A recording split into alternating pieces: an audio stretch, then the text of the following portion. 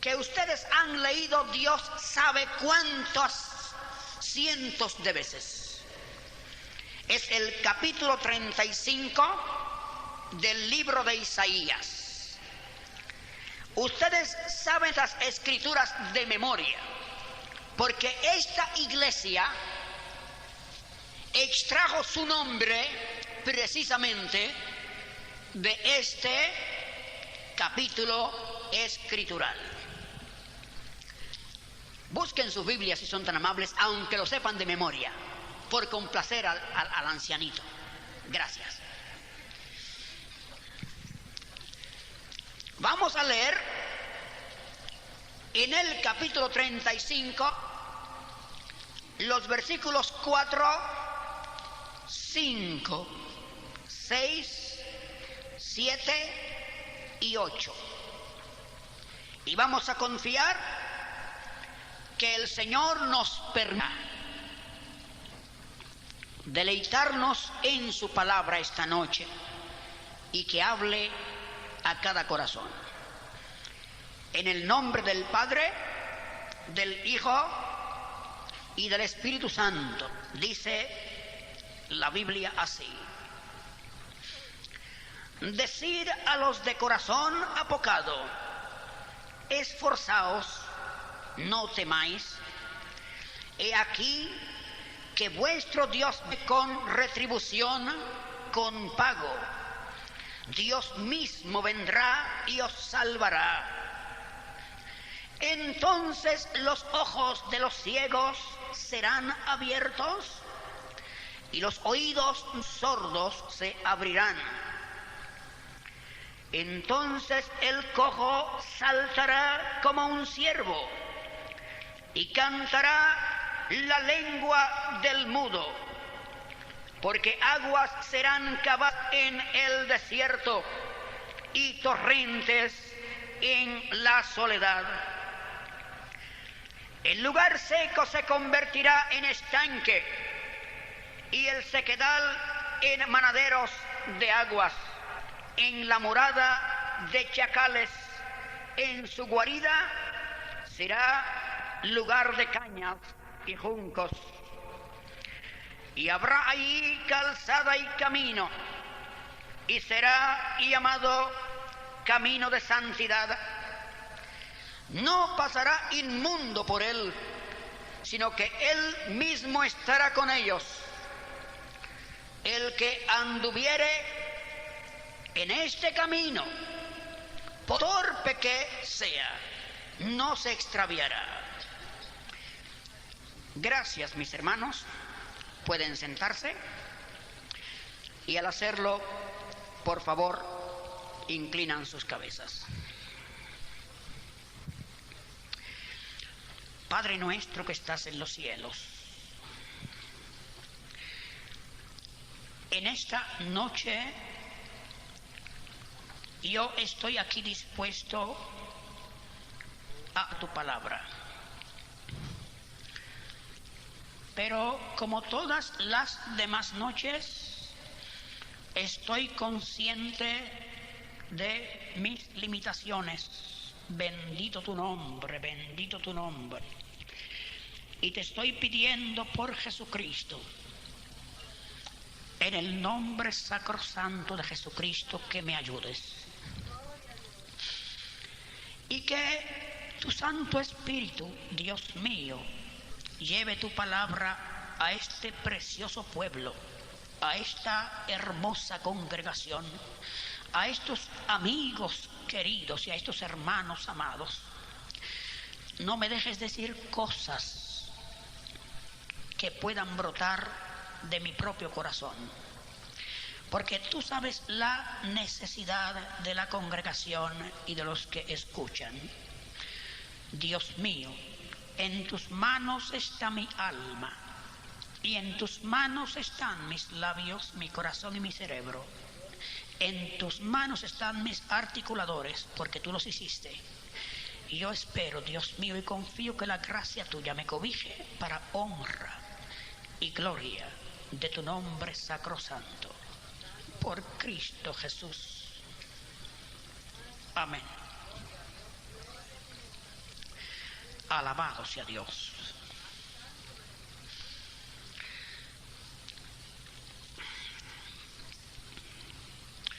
Me gustaría, hermanos míos,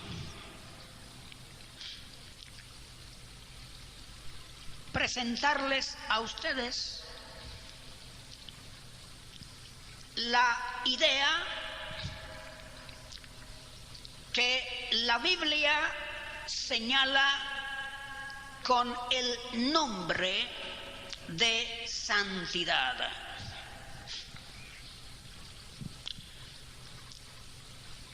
Que nos llega como un vocablo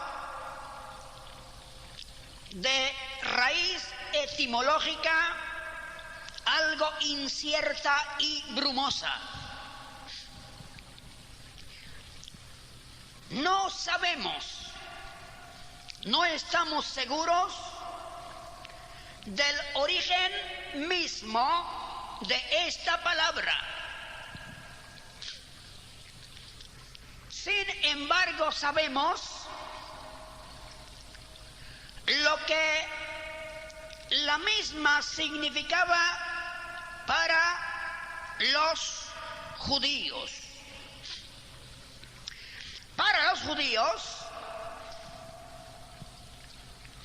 esta palabra se le aplicaba a cualquier persona u objeto que era separado para un uso particular relacionado con la divinidad. Para ellos significaba radicalmente separación.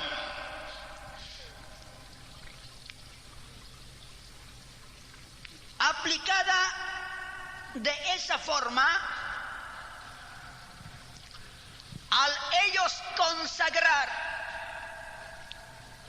cualquier cosa para ser utilizado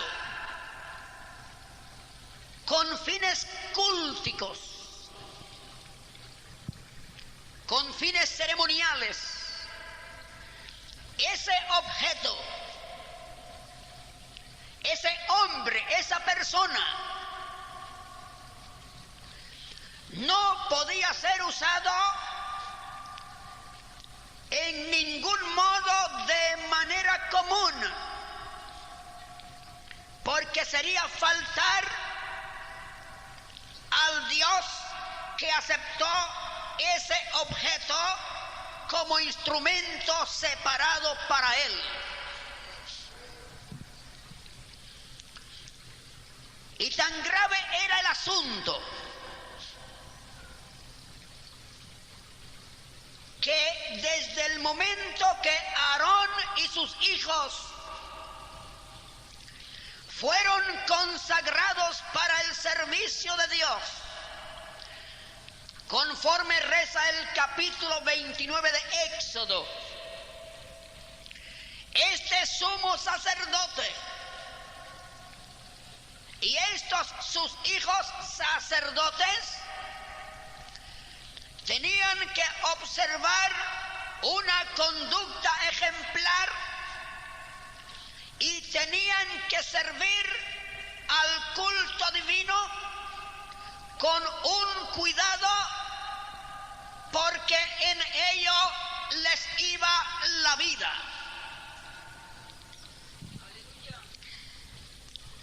Aarón ciertamente hizo caso y se cuidó de ofrecer al Señor un ceremonial correcto. Pero sus hijos, Nadab y Abiú, en un momento de entusiasmo juvenil, si es que puede decirse eso, entraron a ministrar y lo olvidaron porque antes de ministrar se tomaron unas copitas de más.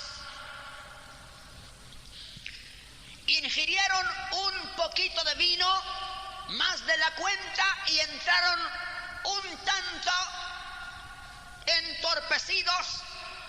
Su tálamo se atrofió parcialmente. Sus corazones supuestamente alegres no le funcionaron bien en términos de sus sentimientos y ofrecieron fuego extraño delante de Dios, y en cuanto lo hicieron, fuego salió de delante de Jehová y los mató. Ellos eran santos en virtud del oficio que efectuaban delante de Dios, y murieron porque olvidaron su estado de santidad y la importancia del culto y de la ceremonia que ofrecían, que llevaban a cabo ante Dios.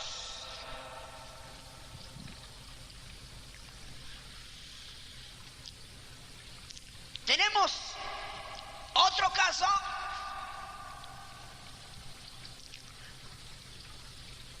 que a veces pone triste a las personas al leerlo, y es el caso de un joven levita llamado Usa, que pertenecía a un clan que debía cargar el arca del pacto sobre sus hombros siempre que fuese necesario. Y ese levita,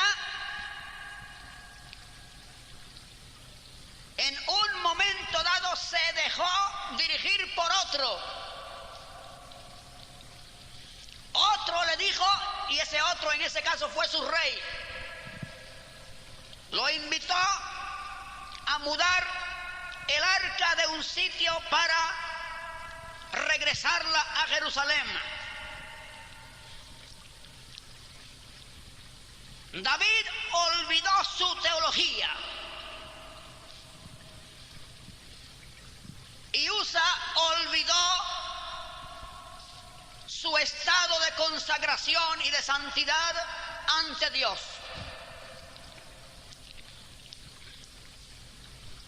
E imitando a los filisteos, pusieron el arca del pacto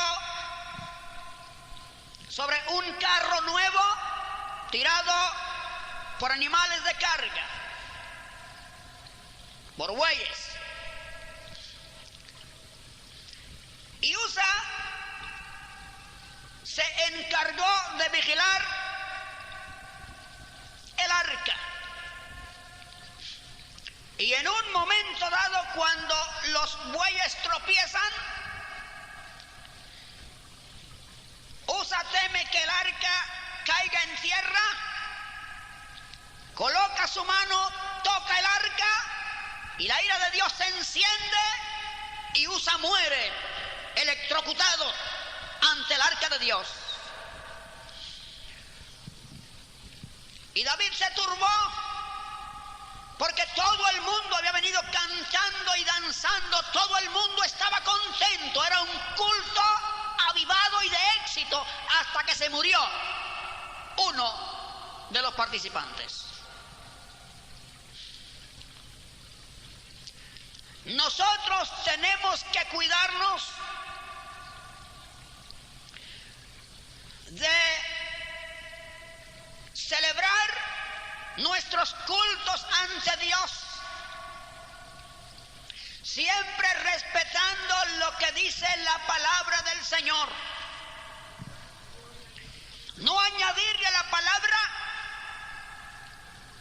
no tergiversarla, no torcerla, no adulterarla, no añadirle ni cortarle.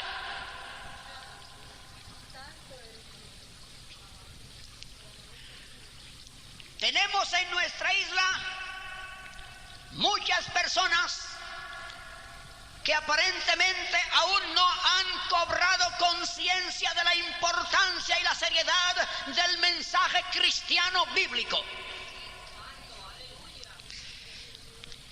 Y tenemos números altos de predicadores que no parecen tener un concepto muy claro de lo que es la santidad.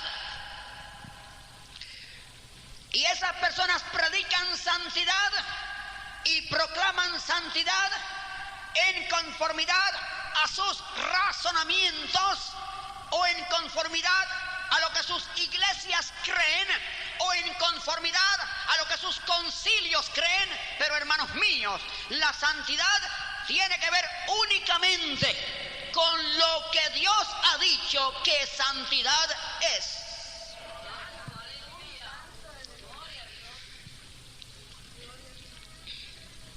O sea que podemos aplicar el concepto a personas en virtud de sus posiciones, pero ninguna persona puede decir: por cuanto yo soy ministro, predicador, líder de alguna institución evangélica o religiosa, todo el mundo tiene que considerarme como santo por virtud de mi oficio. No puede decirlo si su vida no se ajusta a los preceptos de la santidad.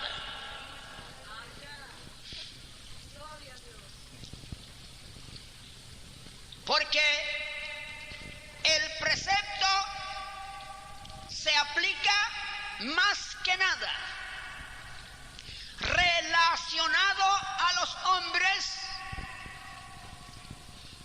teniendo que ver con los principios éticos de una persona, quien sea, y esos principios éticos en el cristiano, en la Biblia se denominan los frutos del Espíritu en el cristiano.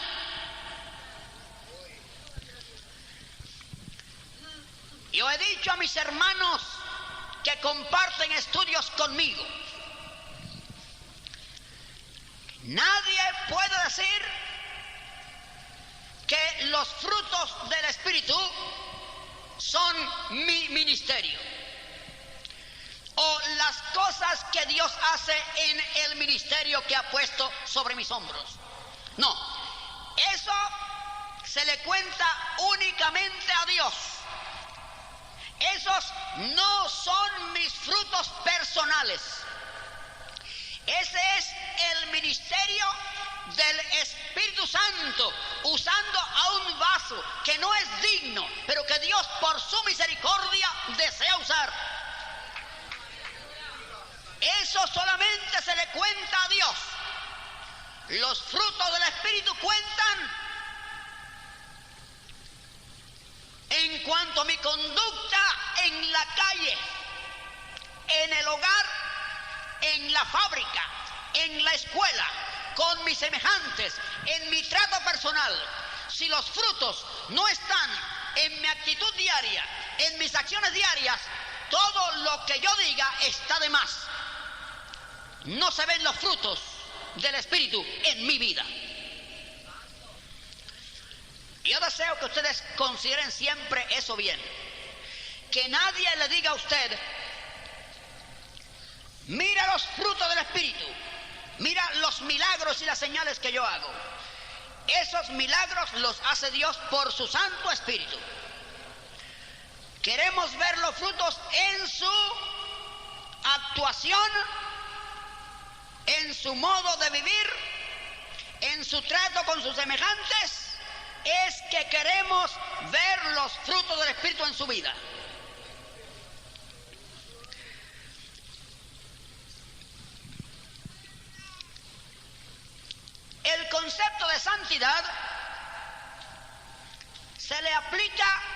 le puede aplicar a Dios. Cuando hablamos de el concepto de santidad en cuanto a Dios, dice la Biblia así: porque así dijo el alto y sublime, el que habita la eternidad, cuyo nombre es el Santo.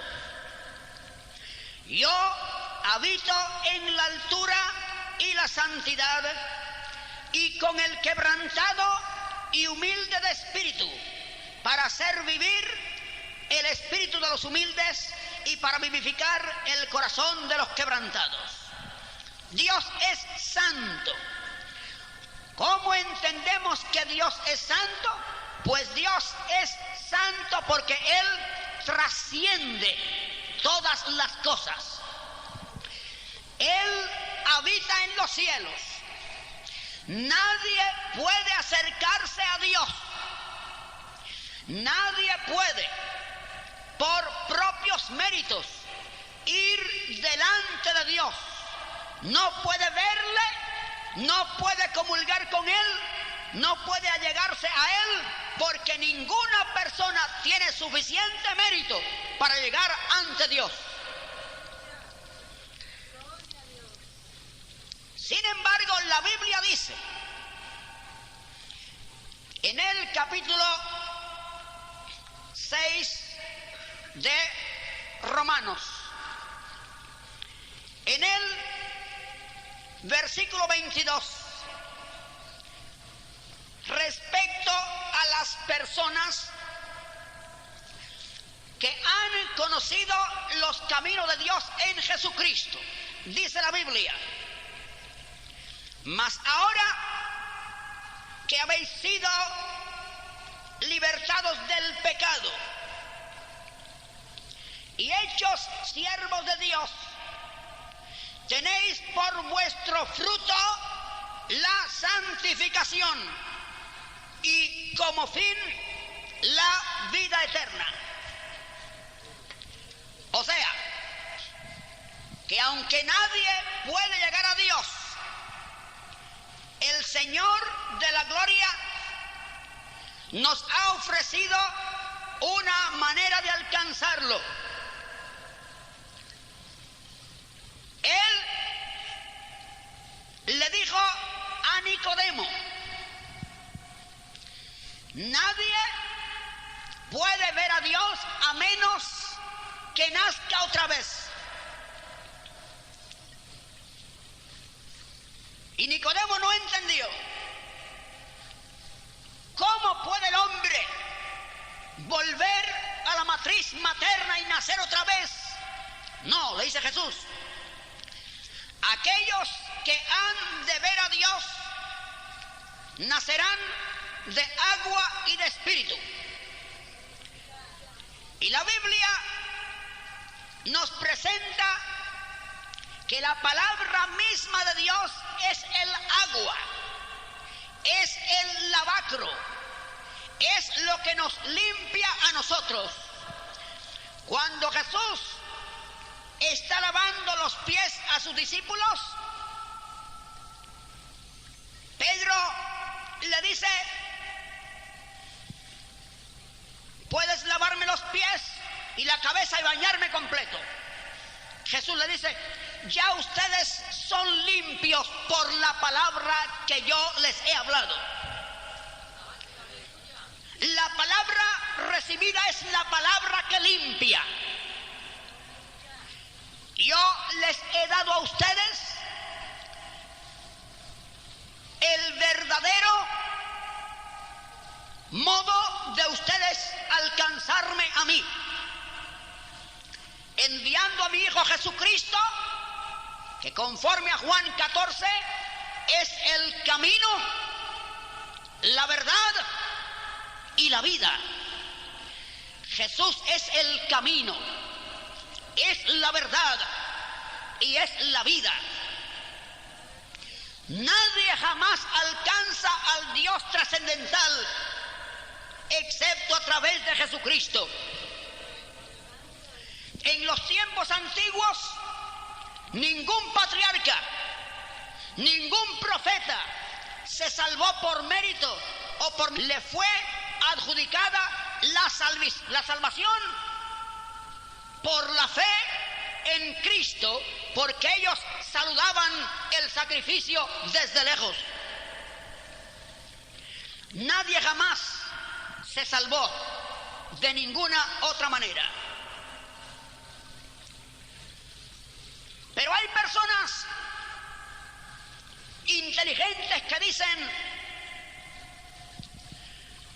lo que importa en la vida es que uno sea sincero.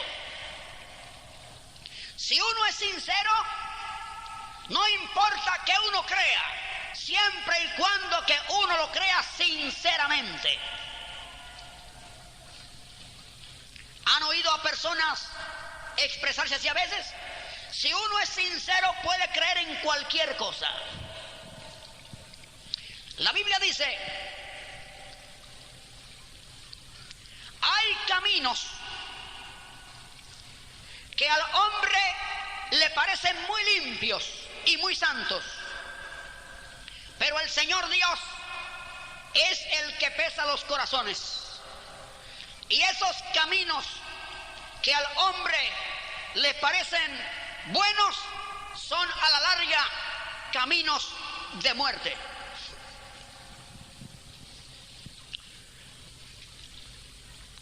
No hay isla más religiosa que Puerto Rico. En Puerto Rico todo el mundo es religioso y hay muchos religiosos que son sinceros.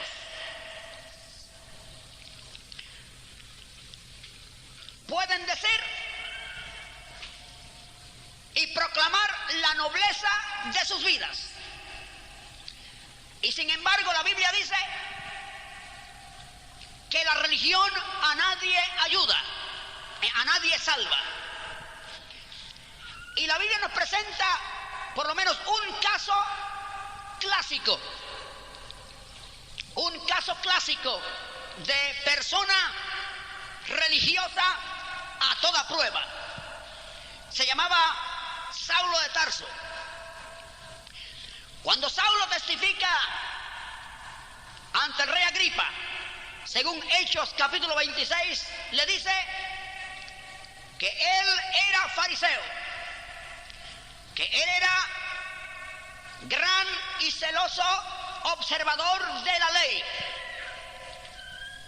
que él era alguacil del Sanedrín, y que él, en su celo por su religión, por la religión mosaica, él perseguía a los cristianos, porque él pensaba que los cristianos eran enemigos de la religión de Israel.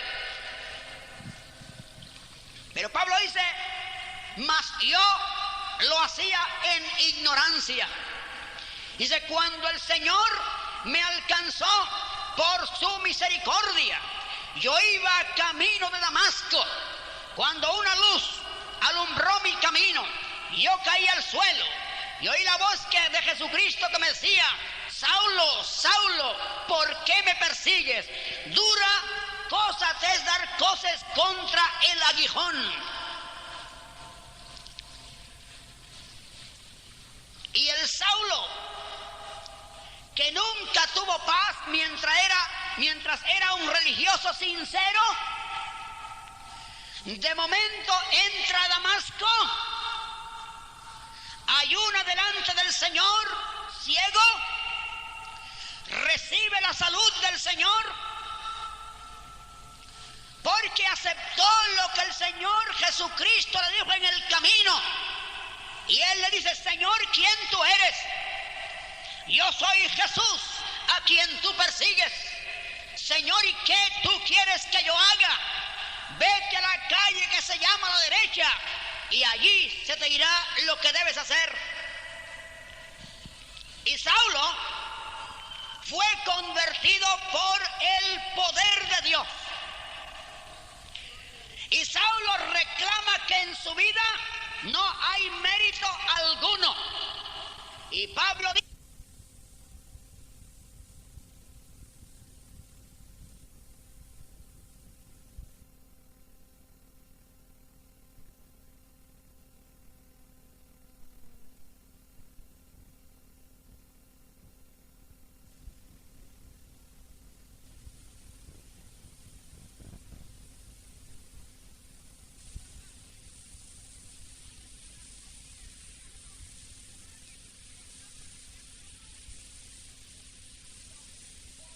Dios por Jesucristo. Ninguna persona jamás alcanzó la santidad a través de nadie. La santidad la recibimos nosotros en Cristo Jesús. Dice Pablo cuando escribe a los Corintios: así que, amados, puesto que tenemos tales promesas, limpiémonos de toda contaminación de carne y de espíritu, perfeccionando la santidad en el temor de Dios. Perfeccionando la santidad en el temor de Dios, pero entendiendo que la santidad es parte de la obra que Dios nos extiende a nosotros en Jesucristo. Él nos ha santificado, nos ha señalado, nos ha escogido, y nosotros, entendiendo esa condición en que vivimos, viviendo santa y piamente delante de Dios, perfeccionamos esa obra con nuestra vida cotidiana, dando testimonio cristiano para que el mundo entienda que hemos sido salvos y que vivimos en novedad de vida gracias a la salvación que nos ha extendido Dios en Cristo Jesús. ¿Por qué la Biblia nos dice eso? Porque si uno piensa que su santidad la tiene por virtud de su religión, la santidad que reclama tener es una anomalía.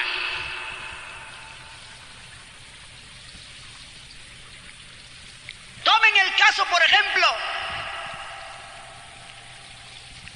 del joven que nos presenta la Biblia en el capítulo 15 de Lucas. Se nos dice que un señor tenía dos hijos. Uno, el más joven, pidió su herencia. Pidió su herencia y se fue a una comarca lejana y la malgastó. Y dice la Escritura que en un momento dado cobró conciencia de su condición y se arrepiente y dice: ¿cuántas personas en casa de mi padre tienen cuidado y alimento? Yo aquí estoy padeciendo, criando cerdos, ya sin capital y sin nadie que me socorra.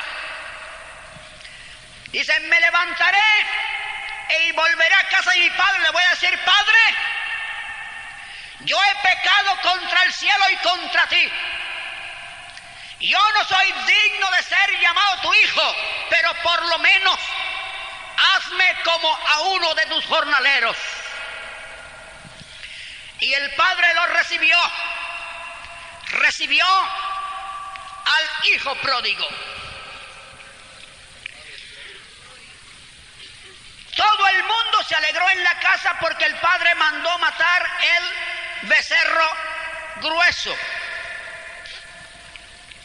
El hijo mayor venía del campo cuando oyó la música y las danzas. Y llamó a uno de los criados y le dice: ¿qué sucede en casa? Y él le contesta: tu hermano ha venido y tu padre ha hecho matar el becerro gordo por haberle recibido bueno y sano. Entonces se enojó y no quería entrar. No lo alegraba el retorno de su hermano. No creyó que el retorno de su hermano debía ser celebrado con una fiesta y con música. ¿Y por qué pensaba este hombre así? Porque mi hermano ha sido malo. Mi hermano malgastó el caudal paterno. Lo gastó con damas de mala vida, mientras yo he estado sudando en mi casa y trabajando. Cuando el padre le dice que entrase a celebrar, él responde: he aquí, tantos años te sirvo, tantos años te sirvo, no habiéndote desobedecido jamás, y nunca me has dado ni un cabrito para gozarme con mis amigos. Pero cuando vino tu hijo que ha consumido tus bienes con rameras, has hecho matar para él el becerro gordo. Este es el muchacho religioso. Ese es el religioso que dice: yo amerito algo mejor porque yo me he portado bien. Yo vivo una vida buena, una vida consagrada. Yo soy noble, soy buen hermano, buen padre, buena persona, buen ciudadano. Ahora, la Biblia nos dice que esa persona se considera a sí mismo virtuosa. Y si uno se considera a uno mismo virtuoso, uno precisamente no es virtuoso.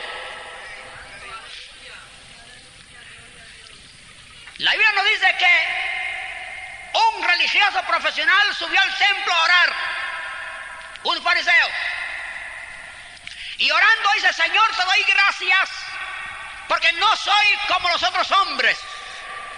Y se compara con un publicano que está en la parte posterior. Jesús dice: aquel oraba como si fuese dueño del templo. Gracias porque no soy como los otros hombres. Y cuenta que ofrenda y da diezmos y ayuna.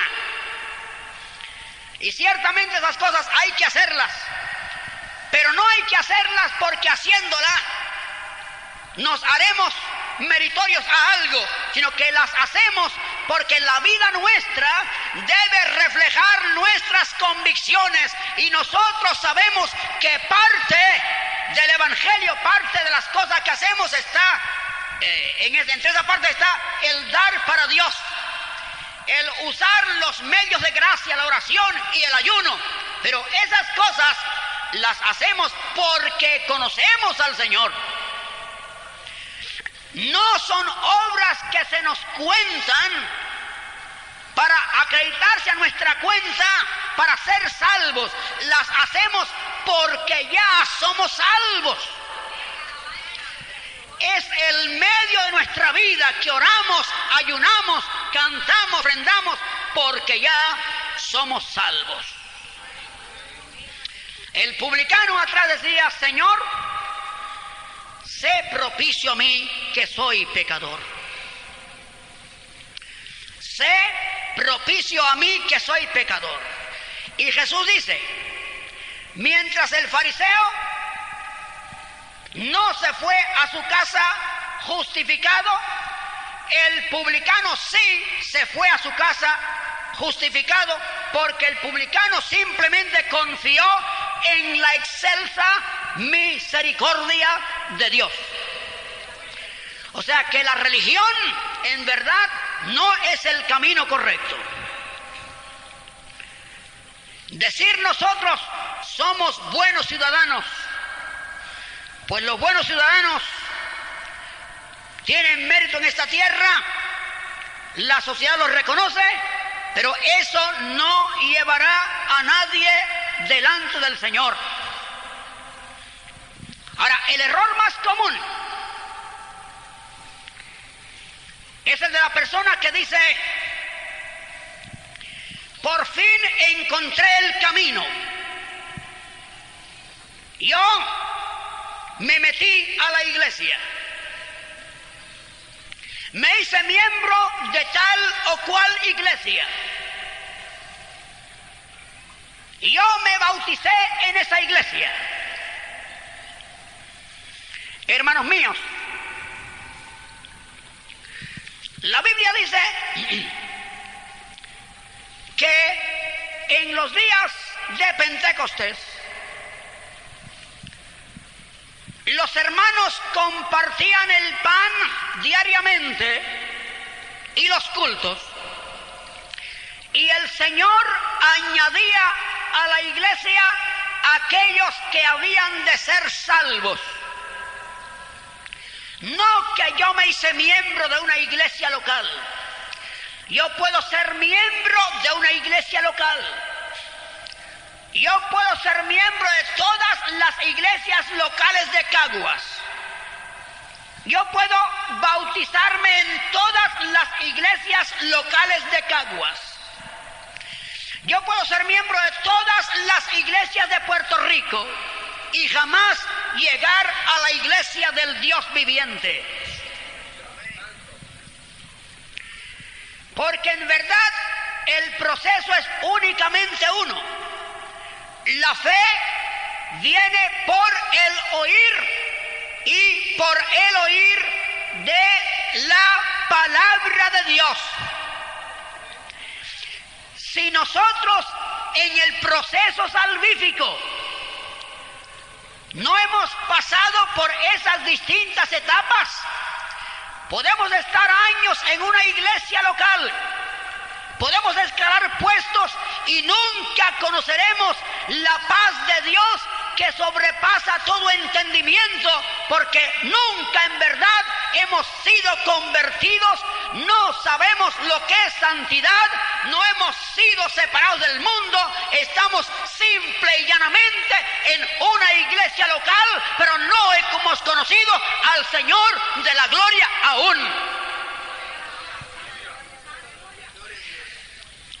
Y yo pienso, hermanos míos,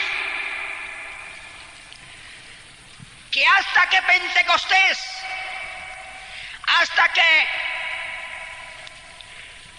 el mundo de avivamiento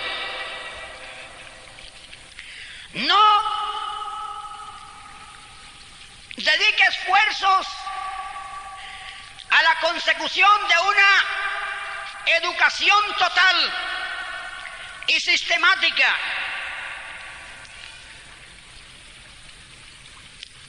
hasta que no se rompan esas diversas creencias que nos hacen tanto daño a nosotros, esos conceptos de santidad local, ese egoísmo espiritual, si se puede usar el término, hasta que no se cumpla en nosotros lo que Jesucristo pide a Dios en el capítulo 17 de Juan. Jesús dice: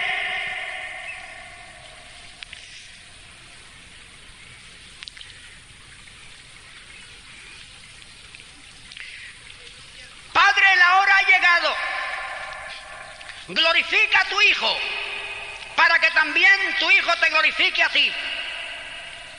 Como le has dado potestad sobre toda carne, para que dé vida eterna a todos los que le diste. Y esta es la vida eterna, que te conozcan a ti, el único Dios verdadero y a Jesucristo a quien has enviado.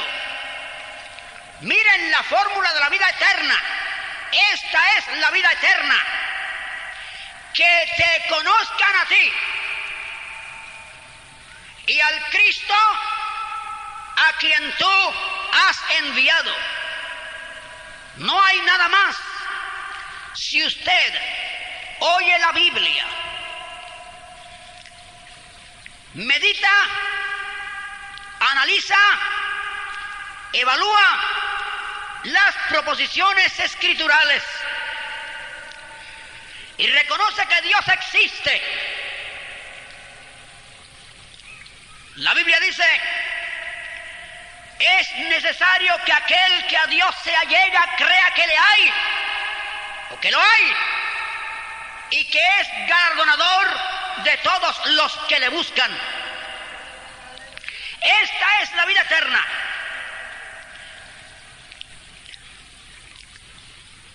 Yo te he glorificado en la tierra, he acabado la obra que me diste que hiciese. Ahora pues, Padre, glorifícame tú para contigo, con aquella gloria que tuve contigo antes que el mundo fuese.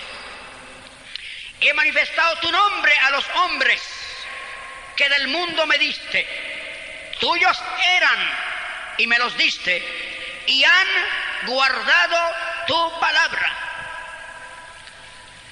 Santidad estriba en simple y llanamente guardar la palabra de Dios.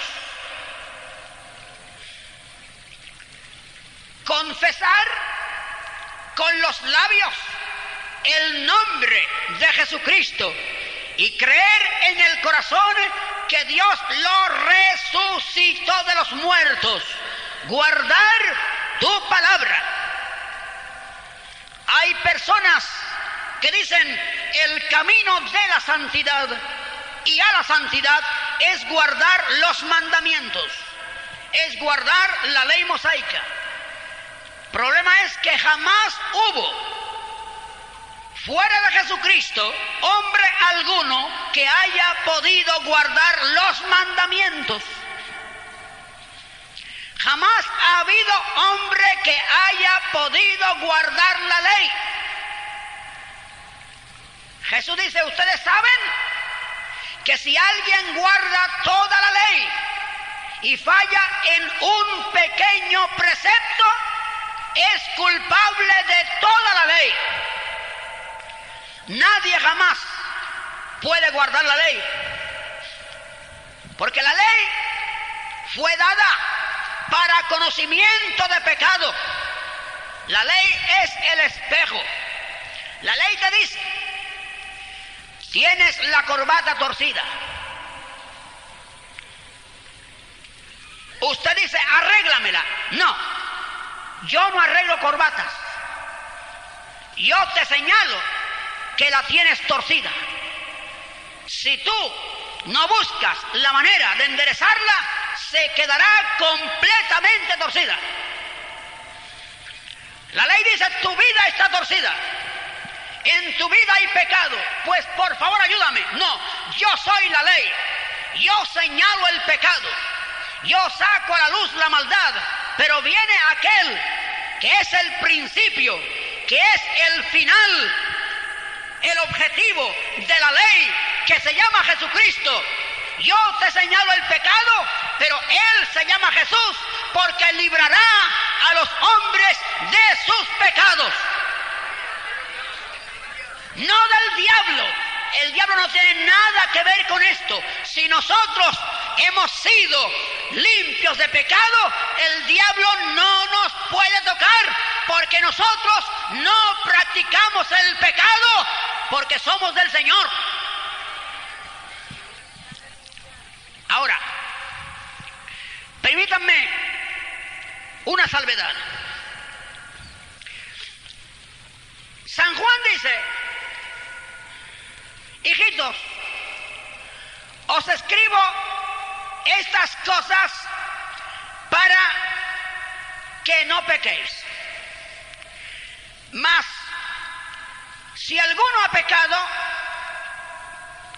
abogado tenemos para con el Padre a Jesucristo el justo.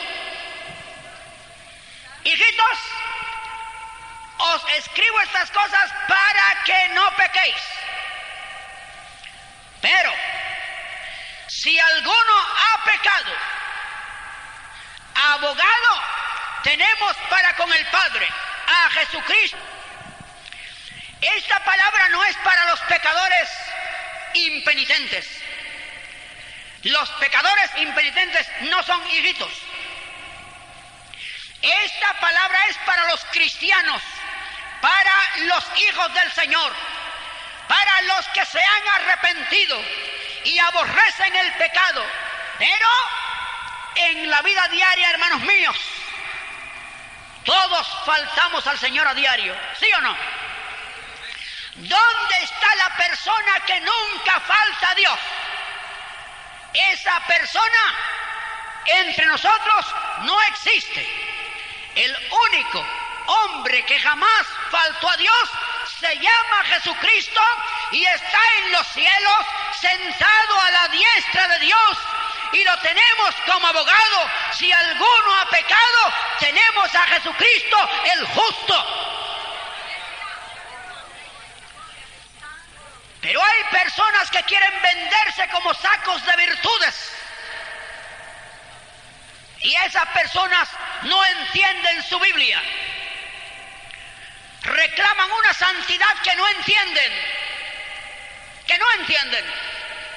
y predican los evangelios más raros del mundo. ¿Saben que en Puerto Rico el evangelio que más se predica es el evangelio según Elías?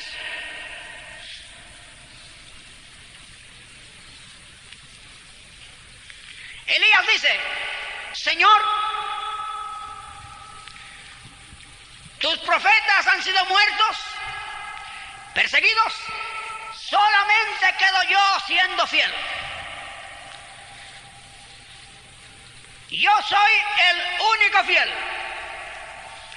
Hay personas que predican el evangelio según Elías, solamente ellos son los fieles. Nunca faltan a Dios y reclaman que por eso tienen tanto poder. No, mis estimados, nosotros no nos ganamos el poder con las virtudes nuestras. Nosotros ministramos no porque tenemos virtudes, sino a pesar de que no tenemos ninguna. Nosotros hemos sido hechos ministros de Jesucristo por la gracia y la misericordia de Dios. Y todos los hermanos que escuchan son parte sacrosanta de este sacerdocio santo que puede ir ante el Señor. Todos somos sacerdotes. La Biblia dice: si decimos que no tenemos pecado, nos engañamos a nosotros mismos y la verdad no está en nosotros. O sea que si alguien dice: yo soy una persona santa porque no peco, su peor pecado es decir que es santo cuando no lo es.